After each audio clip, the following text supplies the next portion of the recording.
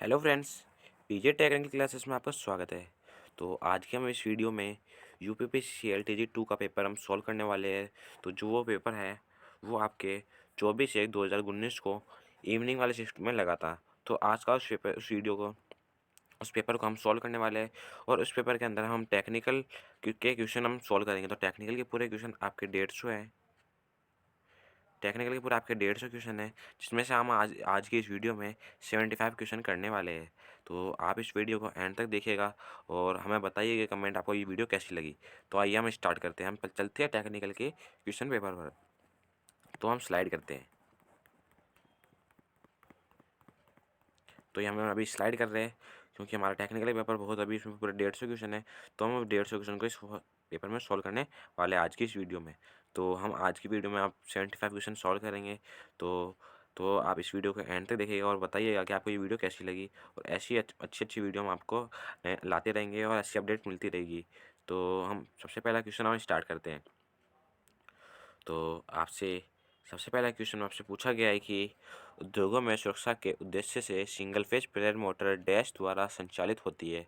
तो दोस्तों इसमें आपके ऑप्शन दे रखे थे 4 पॉइंट स्टार्टर से, बिना स्टार्टर के, या सिंगल फेज ड्यूल स्टार्टर से, या स्टार डेल्टा स्टार्टर से। तो दोस्तों जो इसमें करेक्ट आंसर आपका माना गया था वो आपका सी ऑप्शन माना गया है। तो इस बिल्कुल सी ऑप्शन बिल्कुल करेक्ट आंसर है। आपको पता है अपने जो single phase induction motor start होती है वो ड्यूल स्टार्टर के से ही स्टार्ट होती है, वो भी सिंगल फेज का ड्यूल स्टार्टर से। तो करेक्ट आंसर आपका सी ऑप्शन बिल्कुल करेक्ट है। तो आइए हम आपका सेकंड नंबर क्वेश्चन में चलते हैं। तो सेकंड नंबर क्वेश्चन है, कर्षण या ट्रैक्शन कार्य के लिए किस मोटर का उपयोग किया जाता है या प्रयोग किया जाता है। तो दोस्तों इसमें आपके ऑप्शन है compound motor, DC series motor, universal motor, या शंट मोटर। तो दोस्तों जो आपका करेक्ट आंसर माना गया है वो आपका बी ऑप्शन माना गया है। तो वो बिल्कुल सही भी है। अपन डीसी सीरीज मोटर का ही यूज लेते हैं क्योंकि अपन जो डीसी सीरीज मोटर होती है उसको जो स्टार्टिंग टॉर्क होता है वो बहुत उच्च होता है, इसलिए अपन उसका यूज में लेते हैं। और उसके बाद में अपना थर्ड नंबर क्वेश्चन है। थर्ड नंबर क्वेश्चन आपसे पूछा गया है कि ओसीबी का पूर्ण रूप क्या है, यानी कि आपसे ओसीबी की फुल फॉर्म पूछी गई है। तो आपके ऑप्शन है, तो अभी नहीं, ये तो आपको पता ही है, उसका फुल फॉर्म जो होती है ऑयल सर्किट ब्रेकर होती है, जो वो आप देख सकते हो कौन सा ऑप्शन में, ए ऑप्शन में। तो करेक्ट आंसर आपका ए ऑप्शन। तो करेक्ट आंसर आपका ए ऑप्शन। उसके बाद में अपन फोर्थ नंबर क्वेश्चन में चलते हैं।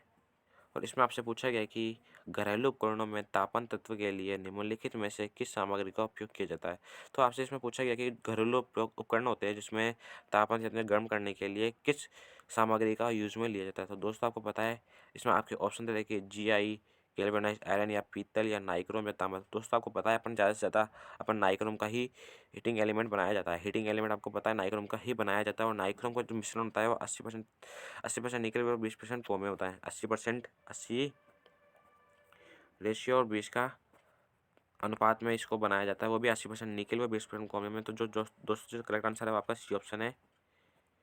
उसके बाद में अपन नेक्स्ट क्वेश्चन में चलते हैं। तो नेक्स्ट क्वेश्चन में आपसे पूछा गया कि BIS के अनुसार एक लाइट फैन के उप परिपथ में अधिकतम पॉइंट डैश से अधिक नहीं होने चाहिए। तो आपको पता है, तो वो उपयोग बिंदु आपको पता है अपने 800 वाट के, अपन 800 वाट के 10 पॉइंट लगा सकते हैं। कितने? 800 वाट के 10 पॉइंट लगा सकते हैं। तो दोस्तों जो आपका करेक्ट आंसर है वो आपके बी ऑप्शन। उसके बाद में अपन नेक्स्ट क्वेश्चन में चलते हैं। नेक्स्ट क्वेश्चन में आपसे पूछा गया है कि ए 4 pulse alternator is running at 1500 RPM, the alternator frequency will be. तो दोस्तों इसमें आपसे पूछा गया है कि एक 4 पोल का अल्टरनेटर 1500 RPM पर 1500 RPM पर घूर्णन कर रहा है, तो अल्टरनेटर की फ्रीक्वेंसी क्या होगी। तो दोस्तों आपको कुछ नहीं करना है, आपको एक फॉर्मूला लगाना है, F बराबर PN 1/120। तो दोस्तों इस फॉर्मूले से आप पूरा आंसर निकाल सकते हो। दोस्तों वैसे तो मैंने आपको इस आंसर निकाल लिया, तो जो इसका आंसर आया है वो 50 हर्ट्ज आया है। तो करेक्ट आंसर आपका डी ऑप्शन। वो अपन नेक्स्ट क्वेश्चन में चलते हैं। अपन जल्दी जल्दी क्वेश्चन करेंगे क्योंकि वीडियो बहुत लंबी हो जाएगी और 75 क्वेश्चन बहुत ज़्यादा होते हैं इसलिए।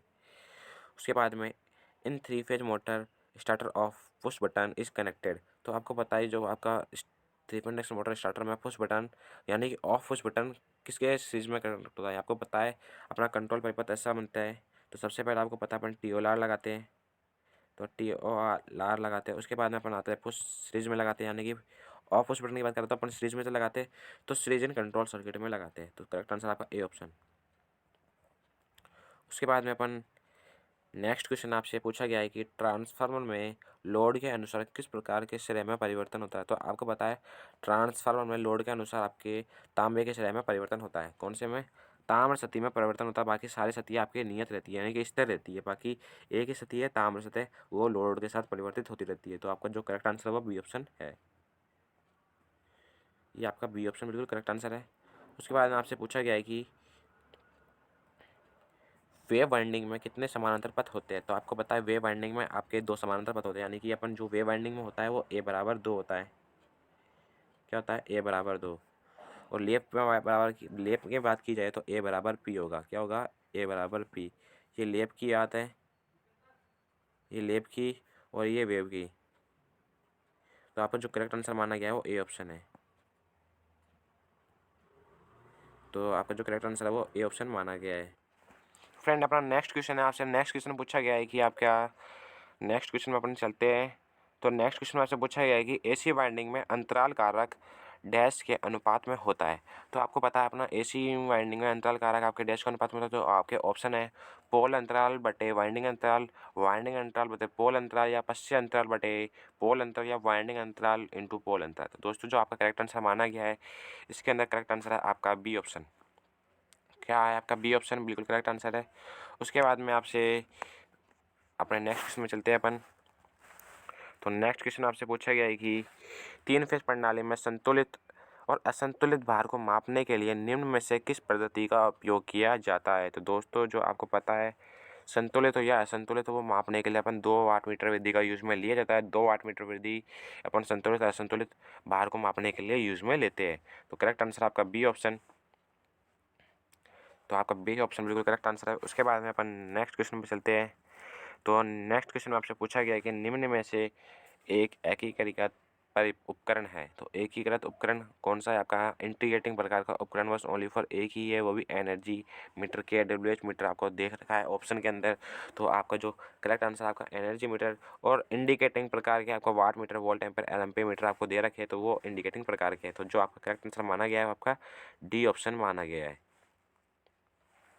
उसके बाद में अगर आपसे इसमें नेक्स्ट क्वेश्चन आपसे पूछा गया है कि in pure inductive circuit power is, तो प्योर इंडक्टिव सर्किट में पावर खपत कितनी होती है। तो आपको पता है प्योर इंडक्टिव सर्किट में आपको पावर खपत 0 होती है। क्या होती है? 0। तो करेक्ट आंसर आपका डी ऑप्शन है।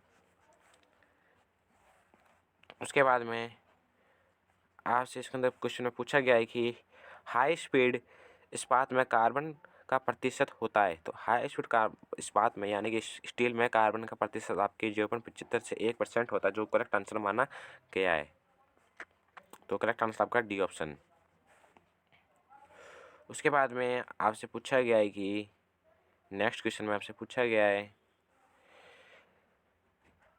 Considering safety on purity in airplane ships and is house hold supply is many European countries voltage given in electric supply line is. तो दोस्तों इसमें आपसे पूछा गया है कि जो आपकी एयरप्लेन्स में, शिप्स में और हाउस होल्ड सप्लाई के अंदर यूरोपियन कंट्री में कितनी वोल्टेज दी जाती है। तो दोस्तों आपको जो पता है यूरोपियन कंट्री में आपकी 110 वोल्टेज दी जाती है, जो आपका करेक्ट आंसर आपका सी ऑप्शन माना गया है। उसके बाद में आपसे क्वेश्चन में आपसे पूछा गया है कि निम्न में से किस सेल का कार्यकाल सबसे लंबा होता है। तो दोस्तों आपको पता है जो भी आपके ऑप्शन में दे रखे हैं इसमें से बस ओनली फॉर एक सेल ही है जिसका कार्यकाल बहुत लंबा होता है, वो है आपका लिथियम सेल। लिथियम सेल का इसका कार्यकाल बहुत लंबा होता है और इसका यूज अपन अपने लैपटॉप की बैटरी, मोबाइल की बैटरी बनाने में लेते हैं।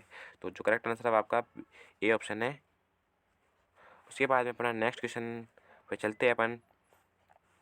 तो नेक्स्ट क्वेश्चन आपसे पूछा गया है कि which power plant generation plant is minimum running cost. तो इसमें पूछा गया है कि ऐसा कौन सा पावर प्लांट है जिसका रनिंग कॉस्ट बहुत मिनिमम होता है या बहुत कम से कम होता है। तो दोस्तों जो आपका पता है हाइड्रो इलेक्ट्रिक पावर प्लांट होता है, यानी कि जल शक्ति संयंत्र होता है, उसका जो रनिंग कॉस्ट होता है वो बहुत मिनिमम होता है, क्योंकि इसमें कोई खपत नहीं होती है और ईंधन की खपत भी बहुत लो होती है। तो जो करेक्ट आंसर माना गया है वो आपका ए ऑप्शन माना गया है। उसके बाद में अपन नेक्स्ट क्वेश्चन में चलते हैं। तो नेक्स्ट क्वेश्चन में आपसे पूछा गया है कि यदि 1.5 वोल्ट के 6 सेल श्रृंखला में जुड़े हुए हैं लेकिन एक सेल विपरीत दिशा में जुड़ा हुआ है तो फिर कुल वोल्टेज क्या होगा। तो दोस्तों आपको पता है, अगर आपके 1.5 वोल्ट के 6 सेल श्रृंखला में जोड़ेंगे तो 1.5 वोल्ट के हिसाब से अपने 6 सेल के अपने 9 वोल्ट आंसर है। तो 9 वोल्ट, लेकिन जो इसमें यूपीपीसीएल TG2 के अंदर माना गया है वो 6 वोल्ट है, लेकिन वो गलत आंसर है। तो जो करेक्ट आंसर है आपका 9 वोल्ट होगा। उसके बाद में आपसे पूछा गया है कि वायरिंग प्रणाली में सबसे सस्ता और आसान तरीका डैश है। तो आपको पता है वायरिंग प्रणाली में सबसे आसान और तरीका आपका क्लिट वायरिंग होती है। क्लिट वायरिंग बहुत सिंपल तरीके से हो जाती है, तो करेक्ट आंसर आपका क्लिट वायरिंग माना गया है। वो आपका ए ऑप्शन बिल्कुल करेक्ट है। उसके बाद में आपसे पूछा गया है कि BIS के अनुसार फर्श से छत के पंखे की न्यूनतम ऊंचाई आपकी डैश होनी चाहिए। तो आपको पता है कि BIS के अनुसार फर्श से छत के पंखे की न्यूनतम ऊंचाई आपके 2.75 होती है। कितनी? 2.75। जो आपका करेक्ट आंसर माना गया है वो बी ऑप्शन है। और आपसे मैक्सिमम पूछे यानी कि अधिकतम पूछे तो अधिकतम आपकी 3 मीटर होती है। अधिकतम आपकी 3 मीटर होती है, जो आपका करेक्ट आंसर होगा अगर अधिकतम पूछे तो। उसके बाद में आपसे पूछा गया है कि यदि 5 ओम के 3 प्रतिरोधक एक श्रृंखला में जुड़े हुए हैं तो कुल प्रतिरोध क्या होगा? तो दोस्तों आपको पता है, अगर 5 ओम के 3 प्रतिरोधक अपन श्रृंखला में जोड़ेंगे तो कुल प्रतिरोध आपके 15 ओम होगा। जो करेक्ट आंसर आपका बी ऑप्शन माना गया है। तो आपका जो करेक्ट आंसर है उसके अंदर वो आपका बी ऑप्शन है। उसके बाद में आपसे पूछा गया है कि डोमेस्टिक एशिया आपूर्ति में RMS मान डैश है। तो डोमेस्टिक एशिया आपूर्ति में RMS मान आपको पता है कि आपका 0.707 वी मैक्सिमम या आई मैक्सिमम होता है। जो आपका करेक्ट आंसर वे से जो है वो आपका 0.707 ही आपका करेक्ट आंसर होगा। तो जो आपका ऑप्शन नंबर ए बिल्कुल करेक्ट आंसर है। उसके बाद में आपसे पूछा गया है कि एक प्रतिक्षेप स्टार्ट प्रेरण मोटर एक डैश होता है, यानी कि प्रतिक्षेप स्टार्ट प्रेरण मोटर, यानी कि इसमें पूछा गया कि प्रतिक्षेप यानी कि स्लिफ्ट फेज इंडक्शन मोटर के बारे में पूछा गया कि इसमें स्लिफ्ट फेज यानी कि इसमें प्रतिक्षेप का मतलब स्लिफ्ट होता है, यानी कि स्लिफ्ट फेज स्टार्ट प्रेरण मोटर आपकी कौन सी मोटर होती है? यानी कि वो एक सिंगल फेज AC मोटर होती है, जो आपका करेक्ट आंसर माना गया है। क्या है वो? यानी कि सिंगल फेज मोटर माना गया, जो आपका बी ऑप्शन बिल्कुल करेक्ट है। उसके बाद में आपसे पूछा गया है कि BIS the distance between A building and earth electrode must not be less than. तो इसमें आपसे पूछा गया है कि आपके BIS के अनुसार आपके बिल्डिंग और अर्थ के इलेक्ट्रोड के बीच में कितनी दूरी होनी चाहिए? तो मिनिमम कितनी दूरी होनी चाहिए? न्यूनतम, यानी कि न्यूनतम पूछी गई है कि न्यूनतम कितनी दूरी होनी चाहिए। आपको पता है कि न्यूनतम आपकी 1.5 मीटर होना चाहिए। जो आपका ए नंबर है वो ऑप्शन बिल्कुल करेक्ट आंसर है। उसके बाद आपसे पूछा गया है कि आमतौर पर डीजल विद्युत उत्पादन संयंत्र की क्षमता डैश होती है। तो इसमें पूछा गया है कि आमतौर पर डीजल विद्युत शक्ति संयंत्र की उत्पादन क्षमता आपकी 0.5 kVA से 110 kVA होती है, जो आपका करेक्ट आंसर माना गया है। तो करेक्ट आंसर आपका डी ऑप्शन है। करेक्ट आंसर आपका डी ऑप्शन माना गया है, जो बिल्कुल करेक्ट सरल है, ईजी है। उसके बाद में आपसे पूछा गया कि जब मोटर की गति स्थिर है तो स्लिप डैश होगी। तो आपको पता है जब मोटर स्थिर अवस्था में रहती है तो मोटर की जो स्लिप का मान अधिकतम इकाई 100% होता है। तो आपका जो करेक्ट आंसर माना गया है वो 100% है, जो आपका बिल्कुल करेक्ट है, जो आपका सी ऑप्शन बिल्कुल करेक्ट है।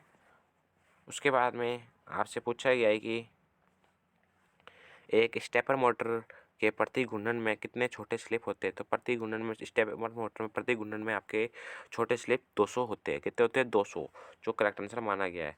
तो इसका जो करेक्ट आंसर आपका डी ऑप्शन माना गया है। उसके बाद में आपसे अगर पूछा जाए, उसमें आपसे पूछा गया है कि आमतौर पर 3 फेज स्क्विरल केज प्रेरण मोटर का पूर्ण भार करंट है। तो आपका जो आमतौर पर जो 3 phase squirrel cage induction motor का पूर्ण भार करंट होता है वो आपका 1.5 गुना होता है। जो आप देख सकते हो कौन सा ऑप्शन आपका सही है। जो 4th नंबर क्वेश्चन आपका बिल्कुल सही है, यानी कि डी ऑप्शन बिल्कुल इसमें करेक्ट आंसर माना गया है। उसके बाद में उसमें पूछा गया है कि यदि हम एक प्रेरण मोटर के पोल को 2 गुना कर दे तो इसकी गति क्या होगी? यदि आपको पता है अगर आपके पोल को 2 गुना कर देंगे तो जो आपकी गति होगी 1/2 हो जाएगी। क्या होगी? 1/2। तो जो करेक्ट आंसर माना गया है वो ए ऑप्शन बिल्कुल सही है। उसके बाद ए ऑप्शन बिल्कुल सही है। उसके बाद में अपन नेक्स्ट क्वेश्चन में चलते हैं। तो नेक्स्ट क्वेश्चन में पूछा गया कि यदि रंगों का अनुक्रम लाल, पीला, भूरा और सुनहरा के क्रम में है तो रंग कोडित कार्बन प्रतिरोधक का मान क्या होगा। तो आपका जो इसको बहुत लंबा प्रोसेस है, तो इसका जो सॉल्यूशन मैं आपको बता दूंगा। वैसे तो इसका जो आंसर है वो आपका डी ऑप्शन माना गया, जो बिल्कुल करेक्ट आंसर है। उसके बाद में आपसे पूछा गया है कि ये आपका एक बार क्वेश्चन दोबारा से रिपीट हो रखा है। ये आपका क्वेश्चन एक बार आ चुका है, दोबारा से दोबारा रिपीट है। तो बीच में पूछा गया है कि BIS के अनुसार फर्श से स्विच बोर्ड की ऊंचाई डैश होनी चाहिए। तो आपको पता है 1.5 मीटर से कम नहीं होनी चाहिए, तो 1.5 मीटर आपका करेक्ट आंसर माना गया है। वैसे तो आपने कहीं पूछा गया होगा आपसे, ए ऑप्शन बिल्कुल करेक्ट है। वैसे तो अगर आपसे पूछा गया तो 1.3 से 1.5 आपने पढ़ने को मिला है मीटर होता है, तो इससे कम नहीं होनी चाहिए। आपकी जो ऊंचाई है वो 1.3 से 1.5 मीटर से कम नहीं होनी चाहिए। उसके बाद में आपका नेक्स्ट क्वेश्चन है dash what is use to maintain the electrolyte level of lead acid battery. तो आपको मैं अब तो इसमें आपसे पूछा गया कि लेड एसिड बैटरी में इलेक्ट्रोलाइट का मेंटेन रखने के लिए कौन से वाटर का यूज़ में लिया जाता है। तो आपको पता है अपन डिस्टिल वाटर का यूज़ में लेते हैं, यानी कि D2O या आशुद्ध जल का अपन यूज़ में लेते हैं। तो D2O आपका जो करेक्ट आंसर है वो आपका डिस्टिल वाटर होगा। तो जो करेक्ट आंसर है आपका ए ऑप्शन, यानी कि अशुद्ध जल का। उसके बाद में आपसे नेक्स्ट क्वेश्चन पूछा गया है कि the starting torque of DC series motor is. तो आपको बताया, मैंने आपको एकदम स्टार्टिंग में बताया था कि अपन गाड़ी के बारे में आपसे पूछा गया, तो जो क्वेश्चन मैंने आपको बताया था हाई होता है, तो इसका जो टॉर्क है वो आपका हाई होगा, यानी कि सी ऑप्शन बिल्कुल करेक्ट आंसर है आपका। तो इसमें पूछा गया है कि 3 contactor and 1 timer are used in which starter. तो इसमें पूछा गया है कि 3 कॉन्टेक्टर और 1 टाइमर कौन से स्टार्टर के अंदर यूज़ में लेते हैं। तो आपको पता है ऑटोमेटिक स्टार्ट डेल्टा के अंदर अपन यूज़ में लेते हैं। तो जो आपका करेक्ट आंसर है वो आपका सी ऑप्शन है। उसके बाद में जो आप इसमें पूछा गया है कि आपका हेलोन CTC प्रकार के अग्निशामक का डैश को बुझाने के लिए उपयोग में किया जाता है। तो आपको पता है हेलोन और CTC प्रकार के जो अग्निशामक यंत्र होते हैं, इसका यूज अपन बिजली की आग बुझाने के लिए लेते हैं। तो जो आपका करेक्ट आंसर माना गया है वो आपका ए ऑप्शन है। बहुत इजी क्वेश्चन दे रखे हैं, तो आपका बिल्कुल आसानी से आप इस पेपर को कर सकते हो और अच्छे नंबर ला सकते हो। उसके बाद में पूछा गया है कि 3 फेज प्रणाली में वाइंडिंग कॉइल के बीच फेज अंतर डैश होता है। तो वाइंडिंग कॉइल के बीच फेज अंतर आपके 120 डिग्री का होता है, वो भी आपके 3 फेज के अंदर। जो करेक्ट आंसर आपका डी ऑप्शन है। अगर सिंगल फेज में पूछी जाए तो आपके जो 2 वाइंडिंगों के बीच में 90 डिग्री का फेज अंतर होता है। कितना? 90 डिग्री का। उसके बाद में इसमें पूछा गया है कि पोर्सिलेन इज ए, या इसमें पूछा गया है कि पोर्सिलेन क्या है। पोर्सिलेन आपको पता है कि इंसुलेटर अचालक या कुचालक होता है, तो जो करेक्ट आंसर आपका इंसुलेटर होगा। उसके बाद आपसे पूछा गया है कि 3 फेज प्रणाली में, यानी कि 3 फेज वाली आपूर्ति प्रणाली में न्यूट्रल पॉइंट डैश कनेक्शन में उपलब्ध नहीं होता। जहाँ आपसे पूछा गया कि 3 फेज की ऐसी कौन सी प्रणाली जिसमें न्यूट्रल पॉइंट उपस्थित नहीं होता है। तो दोस्तों आपको पता है ऐसी अपनी ओनली फॉर एक प्रणाली, वो भी डेल्टा प्रणाली में अपने न्यूट्रल पॉइंट उपस्थित नहीं होता है। उसमें अपन कृत्रिम न्यूट्रल पॉइंट का अपन स्थापित किया जाता है। तो दोस्तों जो करेक्ट आंसर आपका डी ऑप्शन होगा। उसके बाद आपसे पूछा गया है कि जो आपका CFL होती है, इसमें पूछा गया कि CFL का पूर्ण रूप क्या है। CFL की इसमें फुल फॉर्म पूछी गई है, तो आपको पता है CFL की full form compact fluorescent lamp होता है। जो आपका करेक्ट आंसर माना गया है वो आपका सी ऑप्शन है। क्या है आपका? सी ऑप्शन बिल्कुल करेक्ट आंसर माना गया है। उसके बाद में आपसे पूछा गया है कि working voltage of SF6 circuit breaker is. तो इसमें पूछा गया कि SF6 सर्किट ब्रेकर की वर्किंग वोल्टेज क्या होती है। तो आपको पता है 36 kV से 760 kV तक आपकी जो वर्किंग वोल्टेज होती है वो SF6 सर्किट ब्रेकर की होती है। जो करेक्ट आंसर माना गया है वो आपका ए ऑप्शन माना गया है। करेक्ट आंसर आपका ए ऑप्शन माना गया है। उसके बाद में आपसे पूछा गया है कि निम्न में से कौन सा उपकरण एक इलेक्ट्रिशियन के टूल किट में नहीं पाया जाता है। तो आप दोस्तों आपको पता है इलेक्ट्रिशियन का जो टूल किट होता है उसमें आपका बेंच वॉइस का उपयोग में नहीं किया जाता है, यानी कि वॉइस का उपयोग नहीं होता है, उसमें वॉइस नहीं पाया जाता है। तो दोस्तों जो आपका करेक्ट आंसर माना गया है वो डी ऑप्शन माना गया है। उसके बाद में इसमें आपसे पूछा गया है कि टेरकोमीटर का उपयोग डैश मापने के लिए किया जाता है। तो टेरकोमीटर होता है, इसका उपयोग अपन गति को मापने के लिए करते हैं। तो दोस्तों जो करेक्ट आंसर आपका डी बी ऑप्शन बिल्कुल करेक्ट है। बिल्कुल इजी इजी क्वेश्चन दे रखे थे जो आप आसानी से कर सकते हो। उसके बाद में आपका नेक्स्ट क्वेश्चन है what is phase difference between starting and running winding. तो इसमें आपको पता है रनिंग स्टार्टिंग और रनिंग वाइंडिंग के मध्य में आपका 90 डिग्री का इलेक्ट्रिकल ये बिंदु होता है जो मैंने आपको बता दिया है। तो 90 डिग्री कौन सा ऑप्शन है आपका? सी ऑप्शन में। जो करेक्ट आंसर आपका सी ऑप्शन माना गया है।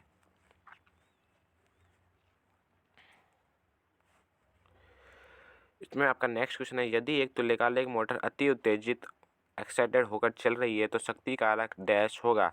तो इसमें जो आपसे पूछा गया है कि एक ओवर एक्साइटेड तुल्यकालिक मोटर का शक्ति कारक पूछा गया है। तो आपको पता है अग्रगामी यानी कि अति उत्तेजित तो अग्रगामी पावर फैक्टर होगा, अगर अंडर उत्तेजित होती तो वो पश्चिमगामी पावर फैक्टर होता है, अगर नॉर्मल में चलती है तो यूनिटी पावर फैक्टर होता है। तो दोस्तों आपको मैंने आपको ऑप्शन बता दिए, तो जो आपको जो करेक्ट आंसर आया है वो वी ऑप्शन है। उसके बाद में आपसे पूछा गया है कि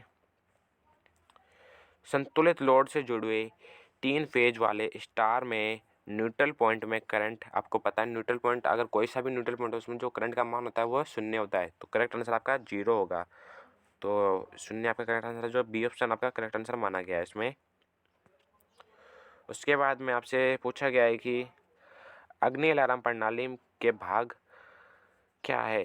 तो अगली अलार्म प्रणाली होती है उसमें क्या क्या भाग होते हैं। तो दोस्तों इसमें जो करेक्ट आंसर माना गया है वो आपका सी ऑप्शन बिल्कुल करेक्ट है।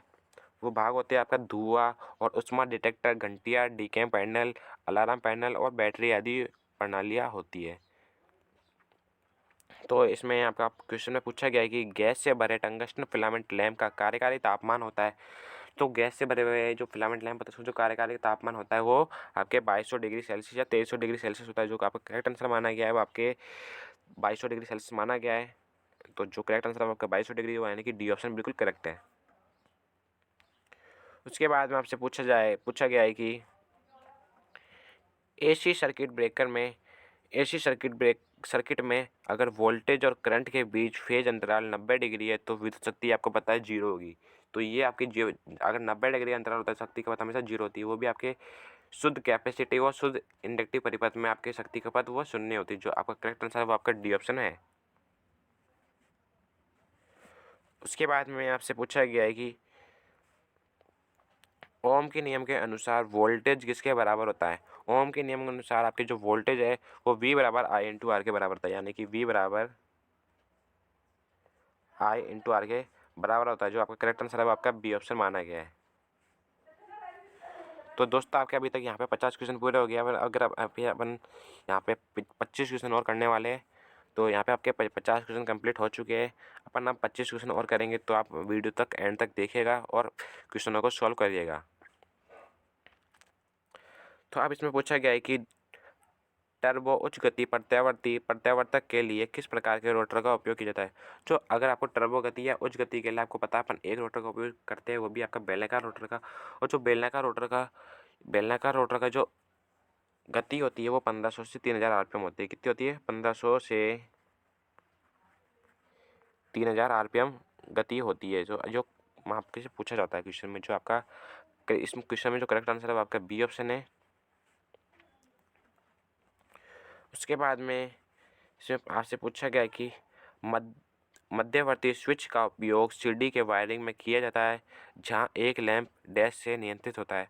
जो मध्यवर्ती स्विच होता है यानी कि टू वे स्विच का उपयोग पूछा गया है कि टू वे स्विच का उपयोग अपन स्टेयरकेस वायरिंग में या जीने की वायरिंग में किया जाता है। तो जो इसका लैंप जो वहाँ से अपन क्या करते हैं एक लैंप को एक 3 या 3 से अधिक स्थान के लिए करते कंट्रोल करने के लिए करते हैं। तो दोस्तों जो करेक्ट आंसर माना गया है वो आपका ए ऑप्शन माना गया है। उसके बाद में आपसे क्वेश्चन में पूछा गया है कि फ्लोरोसेंट लैंप में होने वाले इलेक्ट्रॉनिक चौक का जो पावर फैक्टर होता है वो क्या होता है। तो पता है आपका जो एक चौक होता है वो एक ट्रांसफार्मर की भांति कार्य करता है। उसका पावर फैक्टर जो पूछा गया है कि वो आपका 98% होता है। जो आपका करेक्ट आंसर माना गया है यानी कि डी ऑप्शन जो करेक्ट आंसर माना गया है। उसके बाद में आपसे पूछा गया है कि फ्लैशर बल्ब का उपयोग डैश में किया जाता है। जो आपको पता है फ्लैशर बल्ब का जो उपयोग होता है वो आपके सजावटी प्रकाश व्यवस्था में किया जाता है। कौन से में? सजावटी प्रकाश जो आपके दिवाली पर जो लाइटें यूज़ में ली जाती है एलईडी लाइटें उसका उसमें आपका फ्लैश लैम्प का डिम डिम बुझा बार बार जलाने बुझाने के लिए कंट्रोल करने के लिए उसका उपयोग किया जाता है। तो जो करेक्ट आंसर है आपका वो आपका बी ऑप्शन माना गया है। उसके बाद में आपसे पूछा गया है कि moving iron instrument can be use for. तो मूविंग आयरन इंस्ट्रूमेंट का उपयोग अपन एसी डीसी दोनों पर कर सकते हैं। तो दोस्तों जो करेक्ट आंसर आपका बी ऑप्शन माना गया है। अब इसमें पूछा गया है कि मैंने इसका आंसर आपको बता भी दिया है, वैसे तो आपको मैं एकदम क्वेश्चन को रिपीट कर देता हूँ। बीआईएस के अनुसार एक लाइट सर्किट में अधिकतम लोड डैश से अधिक नहीं होना चाहिए। बीआईएस के अनुसार जो लाइट सर्किट होता है उसमें जो अधिकतम लोड होता है वो 800 वाट से अधिक नहीं होना चाहिए, यानी कि डी ऑप्शन बिल्कुल करेक्ट है। अब इसमें आपसे पूछा गया है कि पीवीसी कंड्यूट नली यानी पीवीसी कंड्यूट नली वायरिंग के मामले में पीवीसी कंड्यूट नली की न्यूनतम मोटाई डैश होनी चाहिए। तो आपको पता है न्यूनतम जो ऊंचाई होती है वो 1.5 mm होनी चाहिए। 1.5 mm यानी कि 1.5 मिलीमीटर होनी चाहिए। तो दोस्तों जो करेक्ट आंसर है आपका सी ऑप्शन माना गया है। उसके बाद में आपसे पूछा गया कि शक्ति कारक जो पावर फैक्टर होता है उसका अधिकतम मान आपको पता इकाई होता है 0 से 1 के बीच में होता है या इकाई होता है। तो जो दोस्तों करेक्ट आंसर है वो आपका इकाई है, यानी कि बी ऑप्शन। अब आपसे इसमें पूछा गया है कि DC motor starter are use to. DC motor में स्टार्टर का यूज़ किस लिए लिया जाता है। तो आपको पता है स्टार्टिंग करंट को सीमित करने के लिए कंट्रोल करने के लिए अपन डीसी मोटर में स्टार्टर का यूज़ में लेते हैं, क्योंकि इसमें आपका जो डीसी मोटर में स्टार्टिंग के समय बैक ईएमएफ का मान शून्य होता है। जिससे क्या होता है अगर अपने स्टार्टिंग करंट दे दी जाए तो जो आर्मेचर का प्रतिरोध बहुत शून्य होता है, तो आर्मेचर का जलने का खतरा रहता है, इसलिए अपन स्टार्टर का यूज़ में लेते हैं। तो दोस्तों जो करेक्ट आंसर माना गया वो आपका बी ऑप्शन है। उसके बाद में आपसे पूछा गया है कि सौर बैटरी निम्न में से किस प्रकार की सामग्री का उपयोग किया जाता है। सौर बैटरी बनाने में अपन किस प्रकार की सामग्री का उपयोग में लेते हैं। तो आपको पता है अपन अर्धचालक सामग्री का यूज में लेते हैं, वो भी अर्धचालक में अपन किसका यूज में लेते हैं, सिलिकॉन का। किसका, सिलिकॉन का। तो उसमें जो आपका करेक्ट आंसर है वो आपका सेमीकंडक्टर है, यानी कि ये ऑप्शन आपका बिल्कुल करेक्ट आंसर है। कोई भी डाउट नहीं होना चाहिए आपको इन क्वेश्चनों के अंदर। अगर डाउट हो तो आप मुझे कमेंट करके बता सकते हो। तो अपन कुछ क्वेश्चन पढ़ लेते हैं एक बार। क्वेश्चन बहुत लंबा है तो अपन एक बार क्वेश्चन को पढ़ लेते हैं, फिर बाद में ऑप्शन पे जाते हैं। तो इसमें पूछा गया संगलक। संगलक यानी कि फ्यूजिंग का कारक है। संगलक या फ्यूजिंग का कारक है। तो आपका जो ऑप्शन है श्रेणीकृत फ्यूजिंग विद्युत धारा बटे अधिकतम फ्यूजिंग विद्युत धारा। दूसरा ऑप्शन है श्रेणीकृत फ्यूजिंग विद्युत धारा बटे न्यूनतम फ्यूजिंग विद्युत धारा। और तीसरा ऑप्शन है न्यूनतम फ्यूजिंग विद्युत धारा बटे अधिकतम फ्यूजिंग विद्युत धारा। चौथा ऑप्शन है न्यूनतम फ्यूजिंग विद्युत धारा बटे श्रेणीकृत विद्युत धारा। तो दोस्तों आपको पता है जो चौथा नंबर ऑप्शन है वो बिल्कुल करेक्ट आंसर है, यानी कि डी ऑप्शन बिल्कुल करेक्ट है। उसके बाद में आपसे पूछा गया है कि निम्न में से कौन सा विषम चुंबकीय यानी कि डायमैग्नेटिक पदार्थ है। यानी कि अपन जो विषम चुंबकीय जो डायमैग्नेटिक पदार्थ होता है उसको अपन प्रतिचुंबकीय पदार्थ भी आपको पता है कहते हैं। तो वो आपके बिस्मिथ एंटीमनी और सोना होते हैं। तो जो करेक्ट आंसर है वो आपका ए ऑप्शन बिल्कुल करेक्ट है। तो आप देख सकते हो। और बाकी अगर आपको डाउट हो तो आप मुझे कमेंट करके बता सकते हो। अगर आपको ये वीडियो अच्छी लग रही तो इसको लाइक और कमेंट शेयर भी कर दीजिएगा, सब्सक्राइब भी कर दीजिएगा। तो हम नेक्स्ट क्वेश्चन पढ़ते हैं। इसमें पूछा गया है कि ACSR का पूर्ण रूप क्या है। ACSR का पूर्ण रूप आपको पता है एल्यूमिनियम कंडक्टर स्टील रेनफोर्स्ड होता है। तो दोस्तों वो कौन से ऑप्शन में आपका ए ऑप्शन में, यानी कि ए ऑप्शन बिल्कुल करेक्ट आंसर है आपका। उसके बाद में अपन टाइम वेस्ट ना करते हुए अपन नेक्स्ट क्वेश्चन में चलते हैं अपन। तो नेक्स्ट क्वेश्चन आपसे पूछा गया कि वोल्टेज ग्रेडिंग में 650 वोल्ट से 33,000 वोल्ट के बीच की सीमा को क्या कहा जाता है। तो आपको पता है ये बहुत उच्च वोल्टेज वाली लाइन होती है, तो उसको क्या कहते हैं अपन, उच्च वोल्टेज कहते हैं। तो दोस्तों जो करेक्ट आंसर है आपका डी ऑप्शन है। उसके बाद में आपसे पूछा गया है कि रंग कोडित प्रतिरोधक पर सोने की पट्टी द्वारा निर्देशित सहनशीलता क्या है। तो सोने की द्वारा सहनशीलता वो आपके +-5% होती है। कितनी होती है, +-5%। दोस्तों आपको याद रखना है। तो वो आपका बी ऑप्शन बिल्कुल करेक्ट है आपके ऑप्शन के हिसाब से। उसके बाद आपसे पूछा गया है कि स्लिप रिंग मोटर को स्क्विरल केज मोटर के स्थान पर वरीयता दी जाती है, क्योंकि इस जहाँ डैश की आवश्यकता होती है। स्लिप रिंग मोटर होती है उसका जो स्टार्टिंग टॉर्क होता है बहुत उच्च होता है, इसलिए अपन स्क्विरल केज मोटर के स्थान पर अपन स्लिप रिंग इंडक्शन मोटर का यूज में ले जाते हैं, यानी कि इसका जो ऑप्शन है वो प्रारंभिक टॉर्क होगा। जो बी ऑप्शन बिल्कुल करेक्ट आंसर है। उसके बाद में आपसे पूछा गया है कि ट्रांसफार्मर के नो लोड करंट का मान डैश होता है। तो आपको पता है ट्रांसफार्मर के नो लोड करंट का मान आपके 2 से 5% होता है। तो दोस्तों आपका जो ऑप्शन नंबर ए है बिल्कुल करेक्ट है।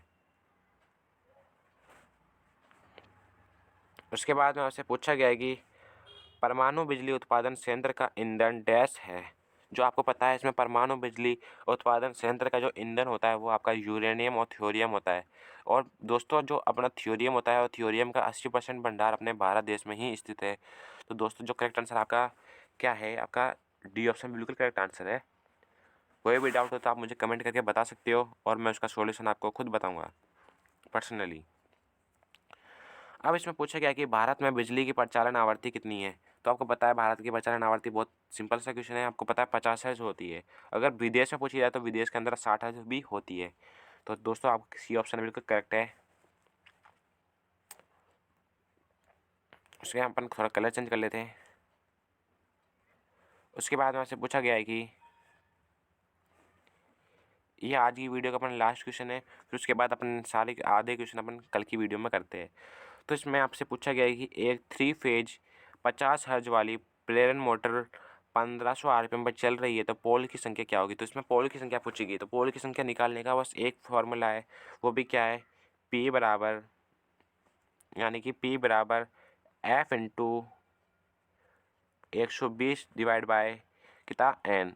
तो दोस्तों जो करेक्ट आंसर है वो आपका कितना है, 4 पोल आएगा। इसमें 4 पोल बिल्कुल करेक्ट आंसर है, यानी कि ये ऑप्शन बिल्कुल करेक्ट है।